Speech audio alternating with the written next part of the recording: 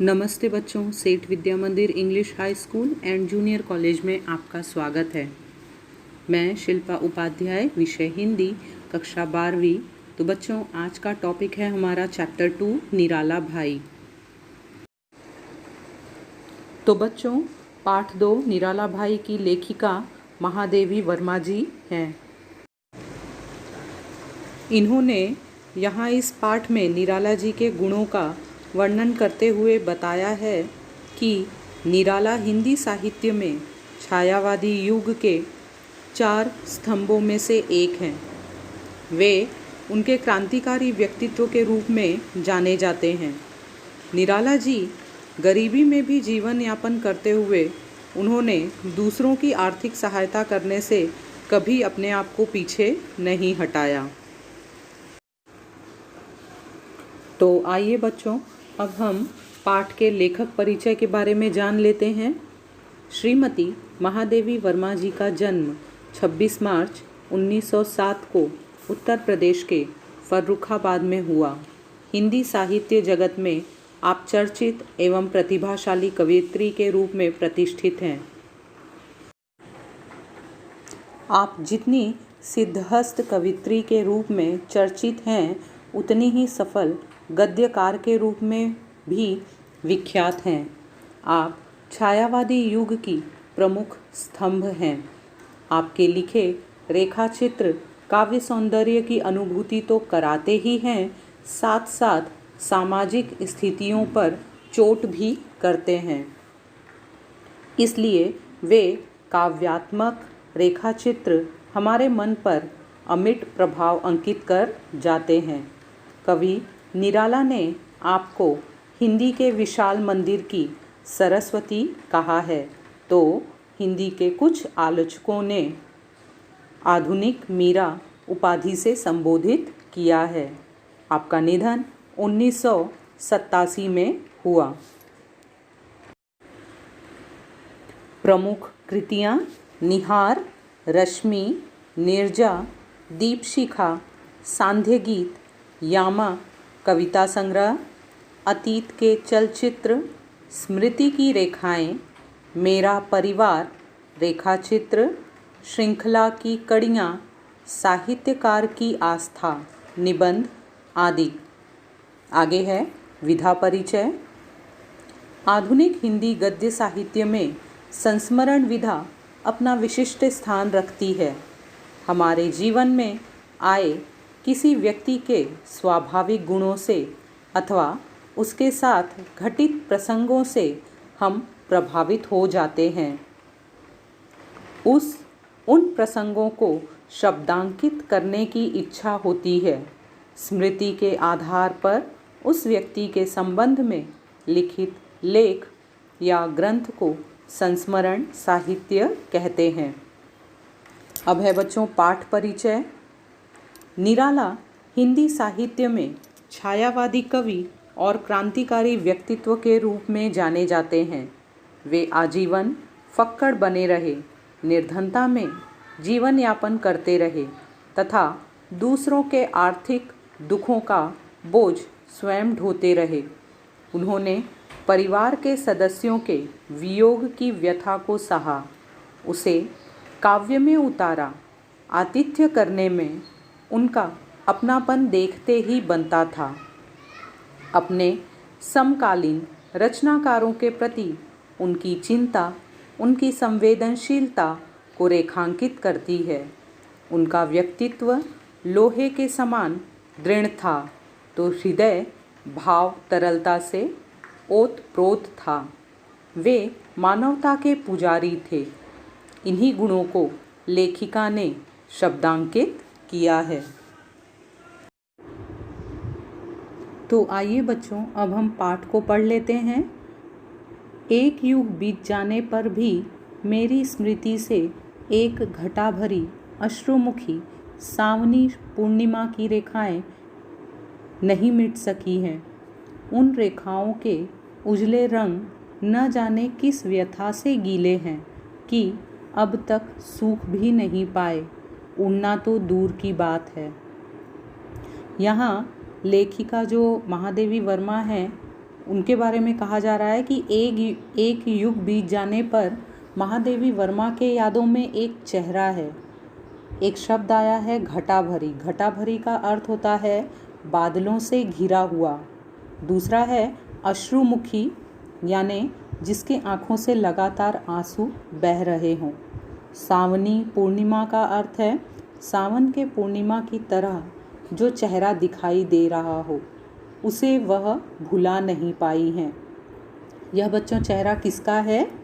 तो यह चेहरा सूर्यकांत त्रिपाठी निराला जी का है। महादेवी वर्मा ने निराला जी के लिए अपने मन में एक चित्र बना लिया था। उस दिन मैं बिना कुछ सोचे हुए ही भाई निराला जी से पूछ बैठी थी, आपके किसी ने राखी नहीं बांधी? अवश्य ही उस समय मेरे सामने उनकी बंधन शून्य कलाई और पीले कच्चे सूत की ढेरों राखियां लेकर घूमने वाले यजमान खोजियों का चित्र था। पर अपने प्रश्न के उत्तर ने मुझे क्षण भर के लिए चौंका दिया। अब यहाँ पर महादेवी वर्मा जी सूर्यकांत त्रिपाठी निराला जी से पूछती हैं कि आपके कलाई पे किसी ने भी राखी क्यों नहीं बांधी है, और इस तरह से वो राखी के संबंध में उनसे कुछ प्रश्न के उत्तर जानना चाहती हैं। कौन बहिन हम जैसे भुक्खड़ को भाई बनावेगी? बच्चों, यहाँ भुक्खड़ का अर्थ है जो गरीब हो या जिसके पास कुछ ना हो। बनावेगी में उत्तर देने वाले के एकाकी जीवन की व्यथा थी। एकाकी जीवन की व्यथा थी यानी कि अकेलेपन के जीवन की कहानी थी, या चुनौती यह कहना कठिन है, पर जान पड़ता है कि किसी अव्यक्त चुनौती के आभास ने ही मुझे उस हाथ के अभिषेक की प्रेरणा दी जिसने दिव्य वर्ण गंध मधुर वाले गीत सुमनों से भारती की अर्चना भी की है, और बर्तन मांजने, पानी भरने जैसे कठिन श्रम साधना से उत्पन्न स्वेद बिंदुओं से मिट्टी का श्रृंगार भी किया है। अब यहाँ पर अभिषेक का अर्थ होता है जल का छिड़कना, और इस तरह से महादेवी वर्मा जी ने त्रिपाठी जी को अपना भाई बनाया और उनके सूने कलाई पर राखी बांधी। यहाँ एक बात और कहा जा रहा है, जिसने दिव्य वर्ण गंध मधुर वाले गीत सुमनो, इसका अर्थ है यहाँ निराला जी के बारे में बताया जा रहा है। उन्होंने मधुर गीत के सृजन से माँ भारती की अर्चना की है, उनका गीत गाया है, और उन्होंने श्रमिकों को भी मुख्य विषय बनाकर काव्य रचना तथा साहित्य रचना की है। इतना ही नहीं, उन्होंने स्वयं कठिन परिश्रम करके मिट्टी का श्रृंगार भी किया है। उनके भीतर कोई भी बनावटीपन नहीं था।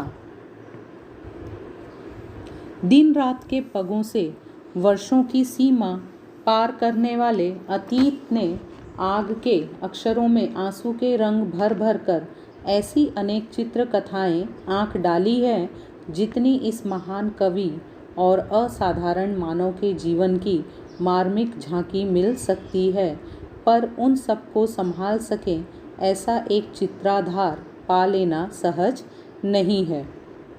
उनके अस्त व्यस्त जीवन को व्यवस्थित करने के असफल प्रयासों का स्मरण कर मुझे आज भी हंसी आ जाती है। एक बार अपनी निर्बंध उदारता की तीव्र आलोचना सुनने के बाद उन्होंने व्यवस्थित रहने का वचन दिया। बच्चों, यहाँ त्रिपाठी जी का जीवन अस्त व्यस्त था, और इस तरह से उनकी आलोचना तथा निंदा के बाद उन्होंने यह ठान लिया था कि अब मैं व्यवस्थित रहूँगा। संयोग से तभी उन्हें कहीं से 300 रुपये मिल गए। वही पूंजी मेरे पास जमा करके उन्होंने मुझे अपने खर्च का बजट बना देने का आदेश दिया। यहाँ पर त्रिपाठी जी, सूर्यकांत त्रिपाठी जी महादेवी वर्मा जी को 300 रुपये देते हैं और उन्हें पूरा खर्च का बजट बनाने का आदेश देते हैं, जिन्हें मेरा व्यक्तिगत हिसाब रखना पड़ता है। वे जानते हैं कि यह कार्य मेरे लिए कितना दुष्कर है, दुष्कर जिसे करना कठिन हो। न वे मेरी चादर लंबी कर पाते हैं, न मुझे पैर सिकोड़ने पर बाध्य कर सकते हैं, और इस प्रकार एक विचित्र रस्साकसी में 30 दिन बीतते रहते हैं। पर यदि अनुत्तीर्ण परीक्षार्थियों की प्रतियोगिता हो तो 100 में 10 अंक पाने वाला भी अपने आप को शून्य पाने वाले से श्रेष्ठ मानेगा। यहाँ यह एक उदाहरण दिया गया है बच्चों। रस्साकसी का अर्थ है बच्चों, जो पैसे उन्हें मिलते थे वह कम होते थे और खर्च क्या होता था, ज़्यादा होता था। जैसे तैसे उनके 30 दिन बीतते थे। और अनुत्तीर्ण परीक्षार्थियों का अर्थ है असफल होने वाले छात्र, जिन्हें सफलता न मिल पाती हो। अस्तु नमक से लेकर नापित तक और चप्पल से लेकर मकान के किराए तक का जो अनुमान पत्र मैंने बनाया वह निराला जी को पसंद आ गया। तब पहली बार मुझे अपने अर्थशास्त्र के ज्ञान पर गर्व हुआ, पर दूसरे ही दिन से मेरे गर्व की व्यर्थता सिद्ध होने लगी। बच्चों, यहाँ पर अस्तु का मतलब है जो भी हो, और नापित का मतलब होता है नाई। अनुमान पत्र का मतलब जो बजट उन्होंने बनाया था। वे सवेरे ही पहुँचे, 50 रुपये चाहिए। किसी विद्यार्थी का परीक्षा शुल्क जमा करना है। परीक्षा शुल्क यानी जो एग्ज़ाम फीस होती है वो, अन्यथा वह परीक्षा में नहीं बैठ सकेगा। संध्या होते होते किसी साहित्यिक मित्र को 60 देने की आवश्यकता पड़ गई। 60 रुपये देने की आवश्यकता पड़ गई। दूसरे दिन लखनऊ के किसी तांगे वाले की माँ को 40 का मनी ऑर्डर करना पड़ा। दोपहर को किसी दिवंगत मित्र की भतीजी के विवाह के लिए 100 देना अनिवार्य हो गया। 100 रुपये देना अनिवार्य हो गया, ज़रूरी हो गया। दिवंगत मतलब स्वर्गवासी। सारांश यह कि तीसरे दिन उनका जमा किया हुआ रुपया समाप्त हो गया और तब उनके व्यवस्थापक के नाते यह दान खाता मेरे हिस्से आ पड़ा। एक सप्ताह में मैंने समझ लिया कि यदि ऐसे ऑर्डरदानी को रोका न जावे तो यह मुझे भी अपनी स्थिति में पहुंचाकर दम लेंगे। कहने का मतलब यह है, महादेवी वर्मा जी यह कह रही हैं कि ऑर्डरदानी किसको बता रही हैं? सूर्यकांत त्रिपाठी निराला जी को। ऑर्डरदानी का अर्थ होता है अत्यंत उदारतापूर्वक दान करने वाला व्यक्ति। तो उनकी स्थिति भी कैसी हो जाएगी? उन्हीं के जैसी, त्रिपाठी जी के ही जैसी हो जाएगी। तब से फिर कभी उनका बजट बनाने का दुस्साहस मैंने नहीं किया। यानी महादेवी वर्मा जी ने फिर दोबारा बजट उनका नहीं बनाया। बड़े प्रयत्न से बनवाई रजाई, कोट जैसी नित्य व्यवहार की वस्तुएं भी जब दूसरे ही दिन किसी अन्य का कष्ट दूर करने के लिए अंतर्ध्यान हो गई, तब अर्थ के संबंध में क्या कहा जावे, जो साधन मात्र है। अंतर्ध्यान हो गई यानी अचानक से गायब हो गई। किसी के कष्ट को दूर करने के लिए उन्होंने रजाई और कोट भी दे दिए। वह संध्या भी मेरी स्मृति में विशेष महत्व रखती है, जब श्रद्धेय मैथिली शरण जी निराला जी का आतिथ्य ग्रहण करने गए। संध्या यानी शाम के समय। बगल में गुप्त जी के बिछौने का बंडल दबाए दिया सलाई के क्षण प्रकाश क्षीण अंधकार में तंग सीढ़ियों का मार्ग दिखाते हुए निराला जी हमें उस कक्ष में ले गए जो उनकी कठोर साहित्य साधना का मूक साक्षी रहा है। कठोर साहित्य साधना की है, किसने की है? त्रिपाठी जी ने। इसका प्रमाण यह था कि उस कमरे में जो भी रखी हुई किताबें या ग्रंथ हैं, यह सब उसका प्रमाण थी, यानी उसकी साक्षी थी। बच्चों, यहाँ मूक साक्षी का अर्थ है जो वहाँ रखी चीज़ों का उसका चुपचाप गवाही दे रहे थे। आले पर कपड़े की आधी जली बत्ती से भरा पर तेल से खाली मिट्टी का दिया मानो अपने नाम की सार्थकता के लिए जल उठने का प्रयास कर रहा था। आले का अर्थ होता है बच्चों, दीवार में कोई भी चीज़ या सामान रखने के लिए जो ताक बनाया जाता है उसे आला कहते हैं। जो उस आले में दिया रखा था उसमें बाती तो थी, पर उसमें क्या नहीं था? तेल नहीं था। वह दिया सिर्फ नाम मात्र से ही जल रहा था, नाम मात्र के लिए ही जल रहा था।